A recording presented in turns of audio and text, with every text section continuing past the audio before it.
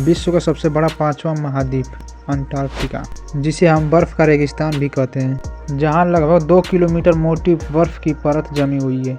हमारी पूरी दुनिया का 90% पानी अंटार्कटिका में बर्फ के रूप में जमा है और बचा हुआ पानी समुद्र तथा नदी तथा झरना तथा और अन्य जगहों पर है।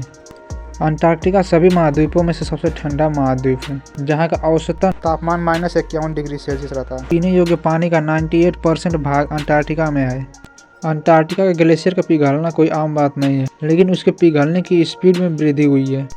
बढ़ती ग्लोबल वार्मिंग के चलते वो पीने योग्य पानी भी खारा बनते जा रहा है, क्योंकि जैसे ग्लोबल वार्मिंग बढ़ेगा वैसे ग्लेशियर बहुत तेज़ी से पिघलेंगे और वो समुद्र में मिल जाएंगे, जिससे वो पीने योग्य पानी भी खारा हो जाएगा, जिससे मनुष्य को बहुत बड़ी समस्या का सामना करना पड़ सकता है। अंटार्कटिका महाद्वीप बहुत से रहस्यों से भरा हुआ है। उन्हीं रहस्यों को खोज करने के लिए वहाँ 80 से ज़्यादा रिसर्च सेंटर बनाए गए हैं।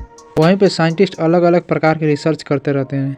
कुछ बुद्धिजीवों और साइंटिस्टों का मानना है कि वहाँ पर प्राचीन सभ्यता थी, और प्लूटो ने भी इसके बारे में अपनी किताब में जिक्र किया है। प्लूटो जो कि सुकरात का शिष्य था।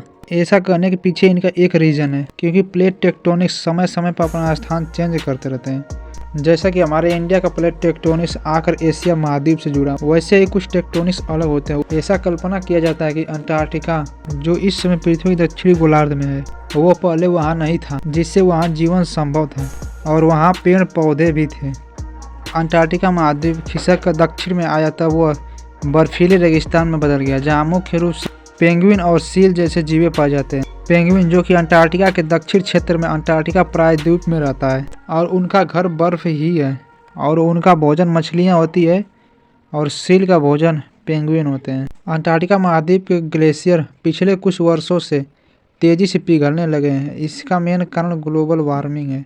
ग्लोबल वार्मिंग के कारण हमारे हिमालय का ग्लेशियर, जहाँ से प्रमुख नदियाँ निकलती हैं, उनका ग्लेशियर भी बहुत तेज़ी से पिघलना शुरू हो गया है। यदि ग्लोबल वार्मिंग ऐसे ही तेज़ी से बढ़ता रहा तो कुछ समय बाद इंसानों को पानी पीने की बहुत बड़ी समस्या आ जाएगी।